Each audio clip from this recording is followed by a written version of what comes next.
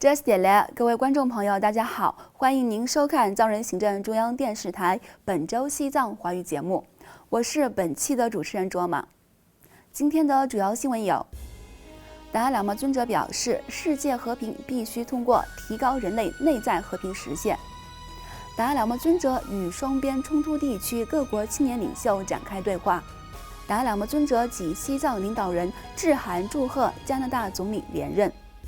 司政洛桑桑格呼吁欧盟和比利时政要支持西藏问题。达兰萨拉西藏儿童村学校庆祝建校59周年。外交与新闻部新闻处秘书长兼任西藏政策研究中心主任一职。藏人行政中央嘎夏向印度卡纳塔克邦洪灾民众捐款50万卢比。藏人行政中央驻北美办事处代表出席第14届组群青年领袖演习营。下面请看详细内容。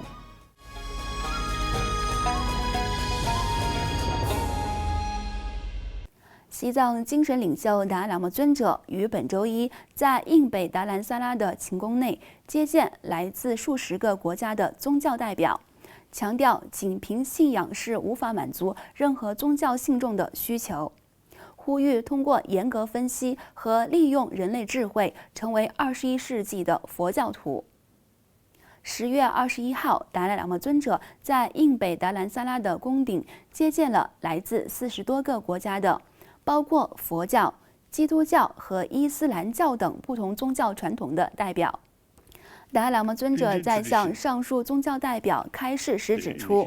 人类见证了许多以宗教的名义造成的灾难，因此尊者多年来致力于促进宗教间的和谐，强调这是尊者人生中的主要使命之一。尊者进一步强调，仅凭信仰是无法满足任何宗教传统信众们的需求，因此他呼吁佛教徒要不断通过严格分析和利用人类智慧，成为21世纪的佛教徒。达赖喇嘛尊者认为，世界上所有的宗教传统在当今世界艰难的时刻，有道德义务通过引导内心的安宁来实现世界和平。尊者重申他的人生3大使命之一，即促进人类一体性的理念。在结束与各国宗教代表的会议后，达赖喇嘛尊者于本周三10月23号开始，与美国和平研究所主席南希·林德伯格女士率领的26位来自叙利亚、缅甸和南苏丹等正遭受战火摧残的青年领袖和代表展开了对话。在为期2天的对话活动期间，达赖喇嘛尊者与各国青年领袖以在分裂的社区建立抽象，在分裂的社会中实现包容性与和平，以及和平教育和流离失所后的复原能力为主题展开了广泛讨论。达赖喇嘛尊者向青年领袖们提到人类一体性理念与慈悲观的价值。尊者表示，我们应该认识到暴力应该适可而止了。21世纪应该是一个非暴力的世纪，一个和平的世纪，最终是一个基于70亿人类一体性和富有同情心的世纪。尊者进一步指出，现代教育非常重视外在价值，因此接受现代教育的数代人处处以物质为标准，因此现代教育需要进一步完善。我们要在现代教育体系中引进古印度的世俗伦理等关于慈悲和利他等提高内在价值的理念。达赖喇嘛尊者相信年轻一代的各国青年领袖在建设和平世界方面的潜力和能力。正因如此，世界各国的青年领袖，特别是面临战争和冲突影响国家的青年领袖们，每年都通过与美国和平研究所合作，寻求同达赖喇嘛尊者进行对话，以获得实质性的建议和指导。此外，当地时间10月21号晚，加拿大联邦大选结束。综合媒体报道，现任加拿大总理加斯汀·特鲁多赢得此次大选，再次当选为加拿大总理。西藏精神领袖达赖喇嘛尊者、藏人行政中央司政洛萨桑格、西藏人民议会副议长易西平措相续致函祝贺。作为加拿大的荣誉公民，尊者在贺函中对加拿大接纳了世界许多地区遭受苦难和冲突的弱势难民而采取的富有同情心的行动表示赞赏。尊者进一步说：“我也要感谢加拿大政府和人民自1970年代初以来慷慨地安置西藏难民。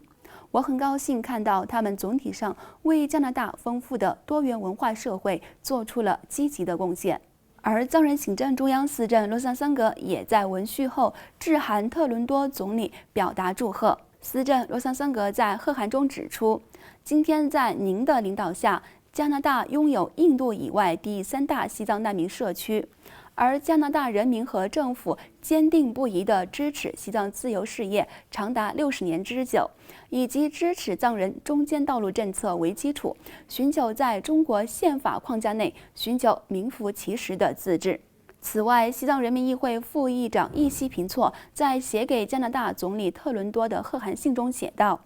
我们真诚地感谢加拿大政府和人民在1970年代初和2007年初实施的西藏移民安置计划。除此之外，我们也感谢加拿大国会支持西藏小组于2012年在渥太华与西藏人民议会共同主办第6届全球支持西藏大会，将西藏问题推向到国际平台。”另外，上周四10月17号，藏人行政中央司政罗萨桑格在比利时布鲁塞尔的欧洲议会主席戴维萨索里的办公室会见了他的代表佩特拉德特等数名欧洲议会议员。在会见上述议员时，司政罗萨桑格向他们介绍了当前西藏境内的紧张局势，并指出中国试图干预达赖喇嘛尊者的转世问题，而无神论的中国当局无权干预藏传佛教的宗教事务，呼吁欧洲议会加大这方面的关注和支持力度。司政还进一步强调了中国在世界范围内侵害民主价值观的趋势，以及滥用其经济影响力等话题。司政罗萨桑格同时还敦促欧盟加强对中间道路政策的支持，敦促中国当局通过对话解决西藏问题。本周三10月23号是位于印度北部达兰萨拉的西藏儿童村学校成立59周年校庆日。该校在当天举办盛大庆祝活动，并表演传统歌舞和体操运动进行了庆祝。藏人行政中央司政罗萨桑格在校庆活动上发表讲话时，首先赞扬西藏儿童村学校的创办者达赖喇嘛尊者的姐姐次仁卓玛和妹妹吉尊巴玛女士为该校所做的不懈努力，为流亡西藏儿童建造第1个托儿所，并在此后教育成千上万的西藏儿童。司政还进一步感谢西藏儿童村全体教职员工，为数万流亡藏人儿童提供良好的教育和指导，培养他们成才，使得他们中的许多人现今从事高等教育，并服务于流亡藏人社区的各行各业。司政还指出，与儿童被剥夺基础教育的地区不同，由于达赖喇嘛尊者的祝福和指导，西藏学生有机会接受高等教育和进修奖学金。而在识字率方面，我们的东道国印度相比，藏人社区明显处于更好的地位。因此，尽管我们是难民，但在达赖喇嘛尊者的祝福下，西藏流亡社会在各方面的成就是值得赞扬和看得见的。主要嘉宾西藏本教第34任持教法王隆多达瓦多杰仁波切在开示时，主要讲到了教职人员的角色重要性，并呼吁学生加强对藏传佛教知识体系的认识。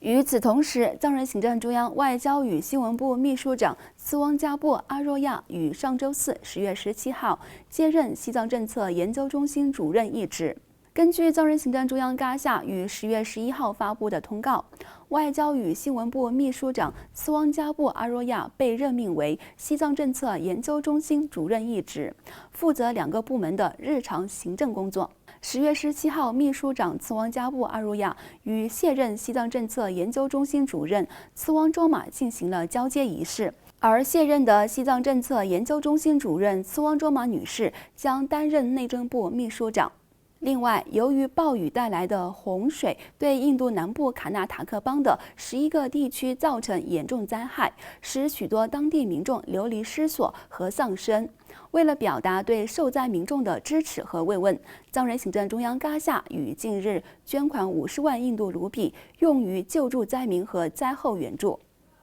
今年8月23号，在藏人行政中央驻印度南部首席代表的领导下，卡纳塔克邦5个藏人定居点的代表举行了会议，积极向印度南部藏人社区的寺院和学校等募款救济资金，向灾区民众进行救济。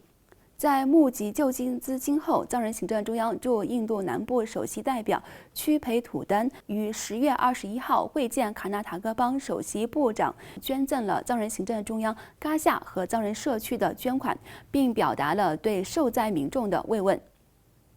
请继续关注今天的最后一则新闻。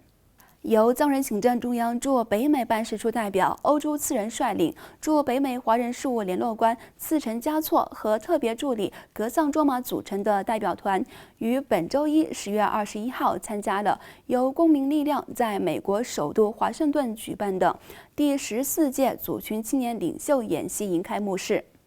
代表欧洲次人是作为本届演习营的演讲嘉宾之一。他对中共统治下遭受压迫的各族群，包括香港、维吾尔、南蒙古、基督徒、台湾、西藏和中国持不同政见者在中共强权面前团结一致的精神表示钦佩，